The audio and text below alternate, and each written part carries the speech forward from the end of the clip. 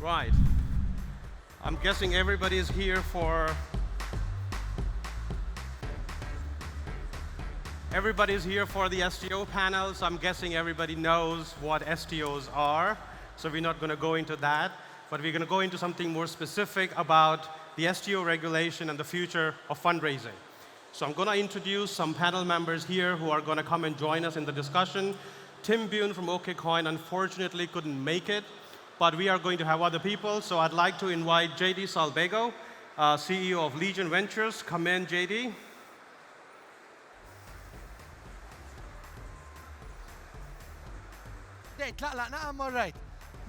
Next, I'll get in Shamek Borecki, COO of Bitbay.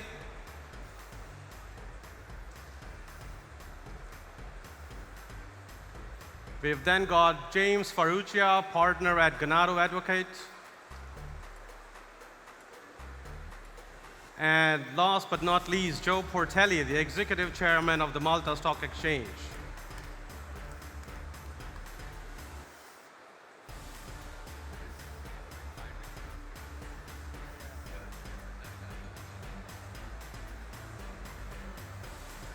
Yeah. Thanks. Okay. Thank you very much for joining us, panelists. Some ground rules very quickly. We've got 20 minutes. We're going to ask some very important questions. Feel free to contradict and get into a debate, but let's make it constructive. No name calling, right? We're all friends here. We're going to hear a lot of different thoughts, so let's keep it nice. Okay, so let me kick it off. STOs are very much like IPOs, if you look at it from an outside perspective. Will the people really invest because it's a novel vehicle to invest with? Or is it something which is really compelling and different? And I'll start with JD. I think it's actually completely different. What we're doing with innovating the primary and secondary markets is what we're doing is creating systems that are going to be enhanced by technology, right? What we're doing is innovating the taxi industry like Uber did. So it's the same type of derivatives, securities, bonds, but now it's with an enhanced system utilizing blockchain, distributed ledgers, and smart contracts. Shamek, would you like to add to that? Yeah, like we are looking at the STO very much like IPO, but from our perspective, the trading is going to be totally different. So we prepared our systems to be ready for very extensive settlement and clearing for institutional companies who are going to join the market, because now they are all waiting for the regulations. So once they come, the flow on the exchange from our perspective is going to be totally different. This is different than the retail client who is coming and making basically one transaction, either small for $100 or $1 million, but there is the one transaction. Institutional traders are trading a lot, so we will do the proper settlement and clearing for them, and all the infrastructure that is important from the exchange point of view. So, okay.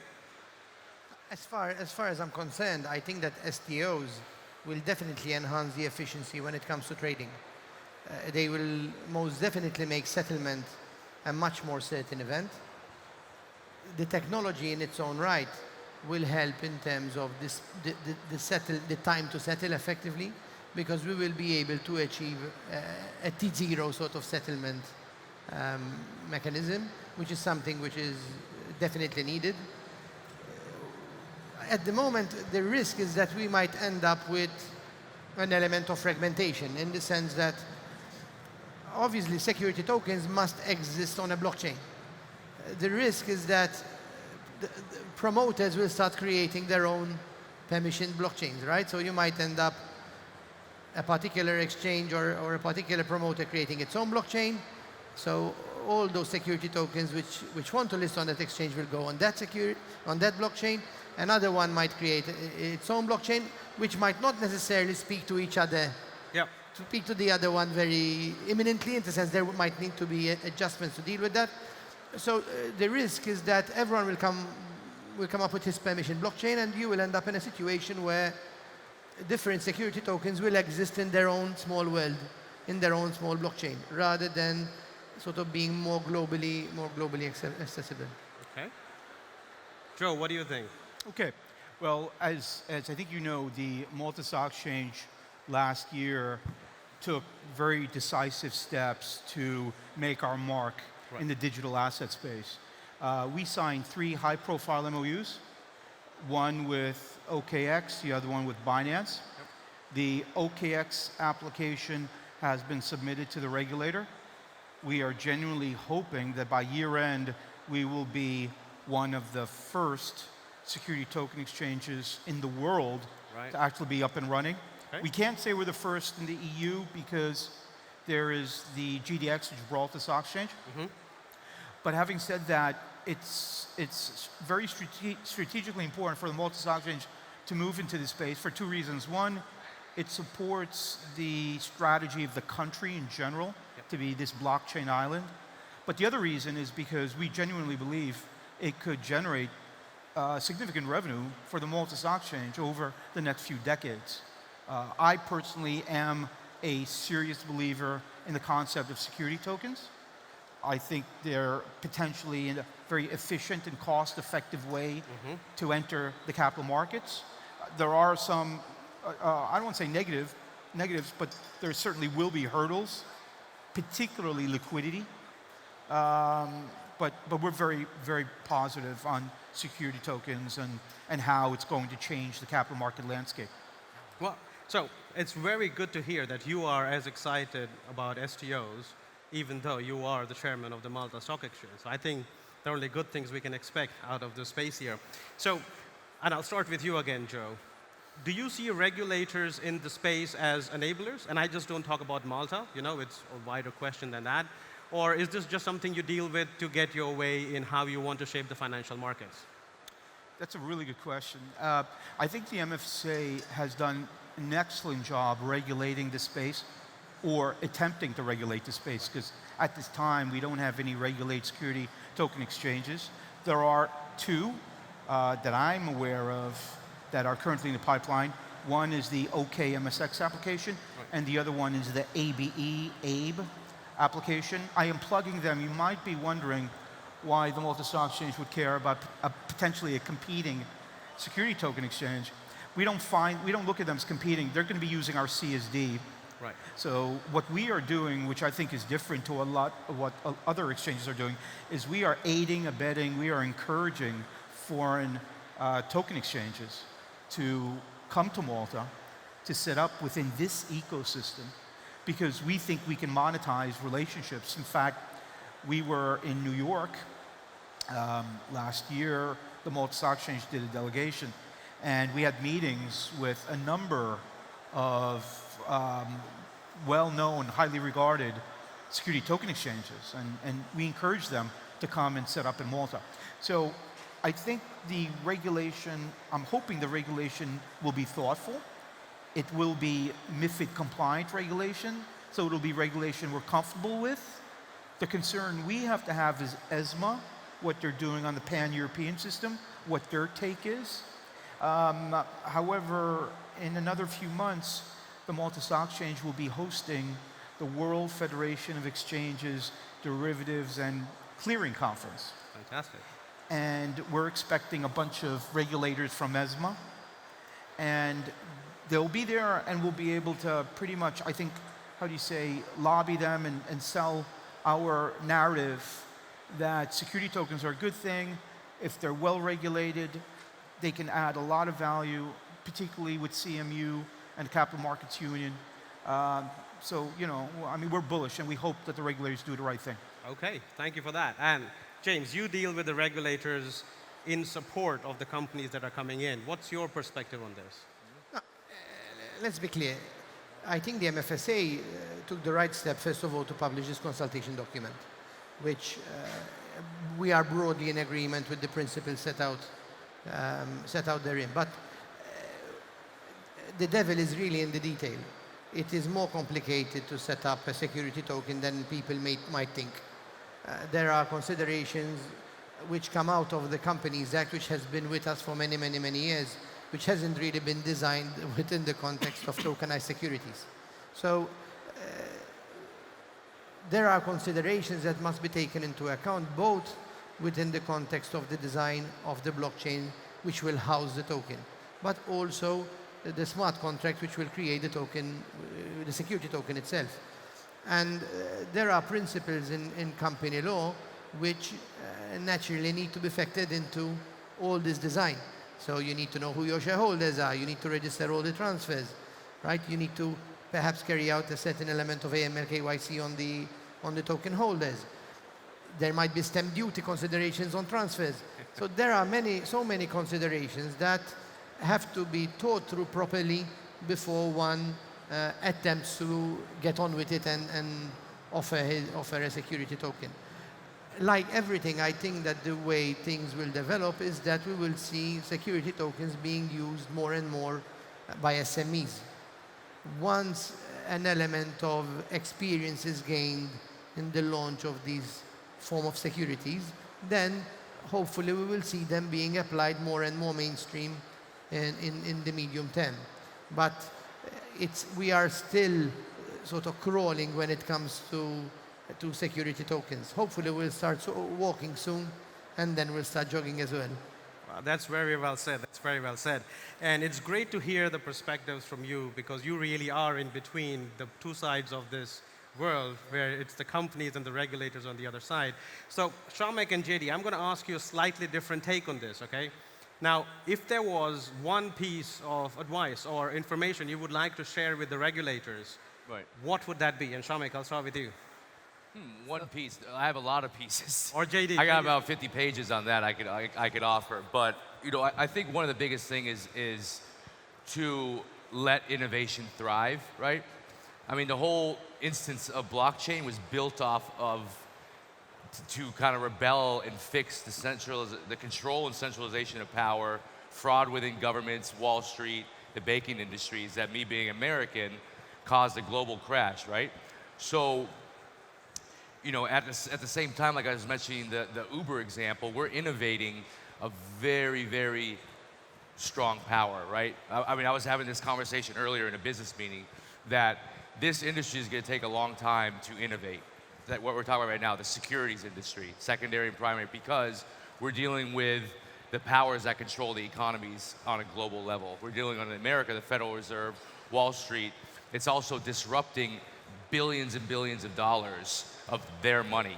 That's right. Blockchain, distributed ledger, and smart contracts will create an disintermediary between securities, investors, and everything. So all the counterparty risks will disappear. All the counterparty entities will disappear.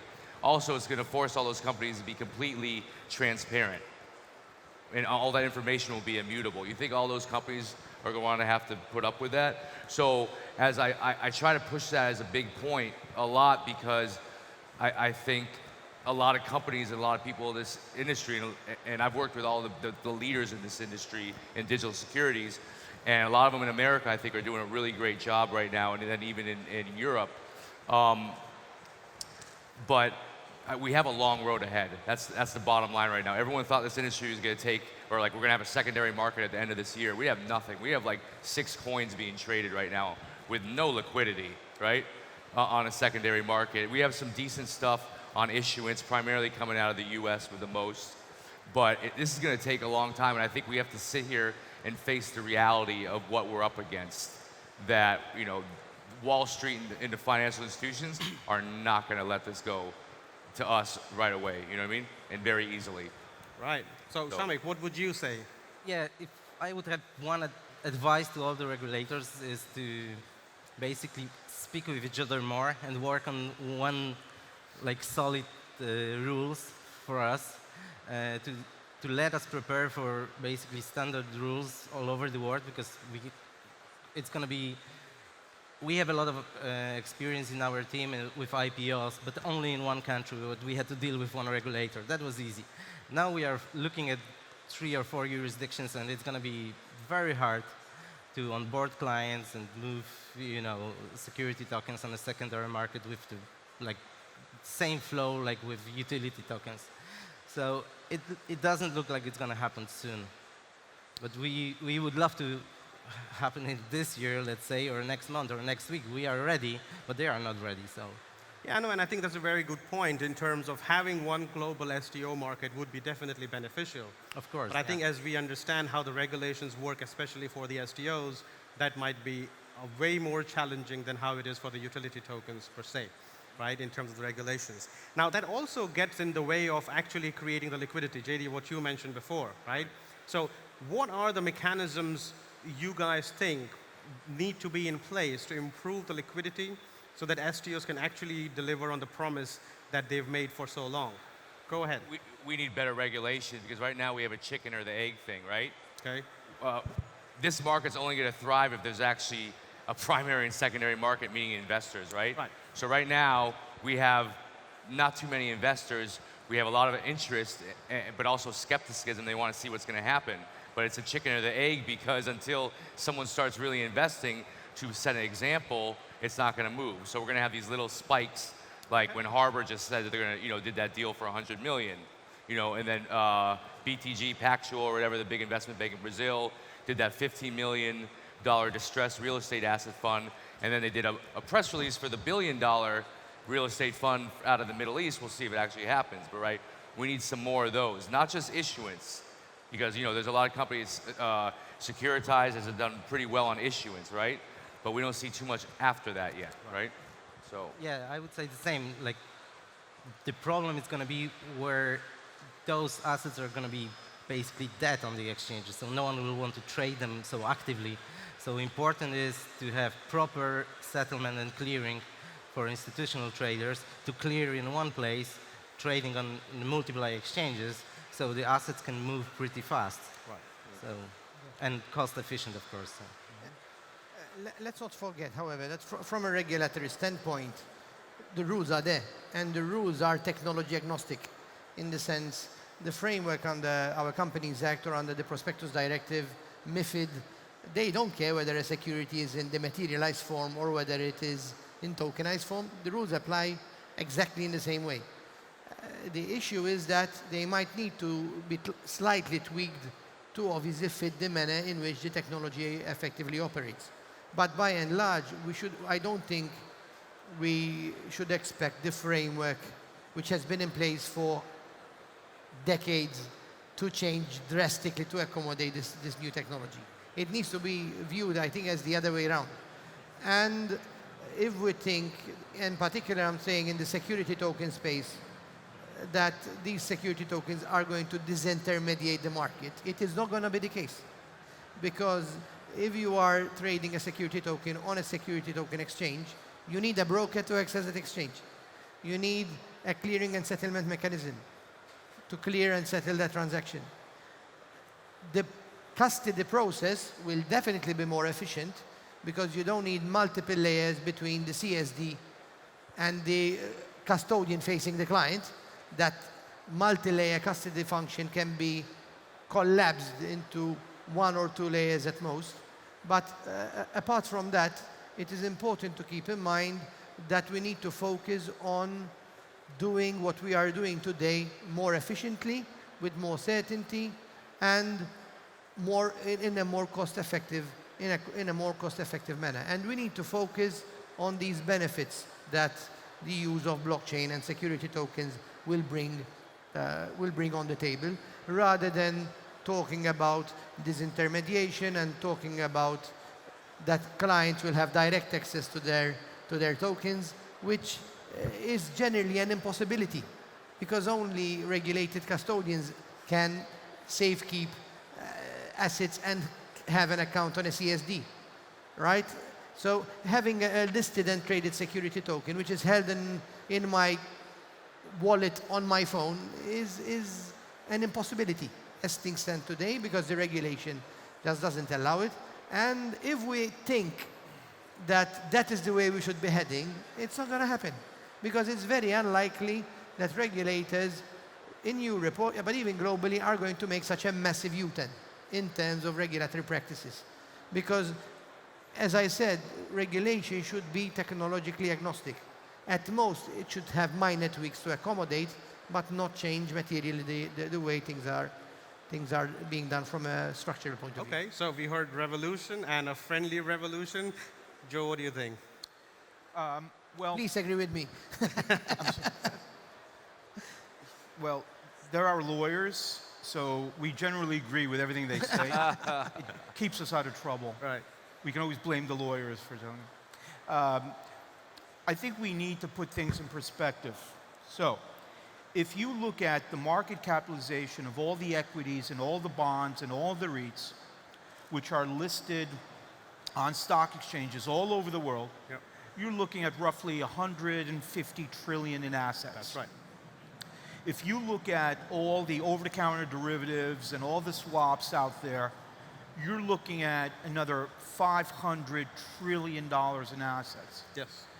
So when you look at all of these global assets, not including real estate and all that, just financial assets, you're looking at, let's say, $650 trillion in assets. If you take all the cryptocurrencies out there, I don't think they add up to 1 trillion. That's right. I don't know what the number is, constantly changes, but about a trillion. The market is tiny. Right. It is infinitesimal. It's insignificant.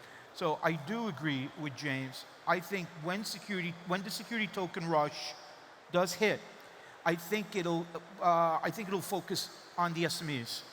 You know, if you look at global companies, I mean, 98% of all the companies out there, they're SMEs, right? They're companies that employ less than 20 people. And these companies need capital. And it used to be that banking was a traditional source of capital. Well, guess what? It's going to change now, because now you have a new outlet. You have a situation where you can come to the Malta Stock Exchange, OKMSX, and you can find a broker, find a lawyer, and say, listen, I need to raise 5 million. And how can I do it? And, you know, the lawyers are going to offer you this cost-effective opportunity called security tokens. Fantastic. Right, so one final question, one word answer. What's the best place to launch an STO? Malta, Malta. of course. Okay, so on that unanimous note, I'll thank the panelists very much. I hope people have been able to get something out of this discussion, and feel free to reach the panelists after the discussion as well. Thank you. Thank you very much. Thanks. Yes. Thank you. Very good, thank you. Yeah, appreciate that.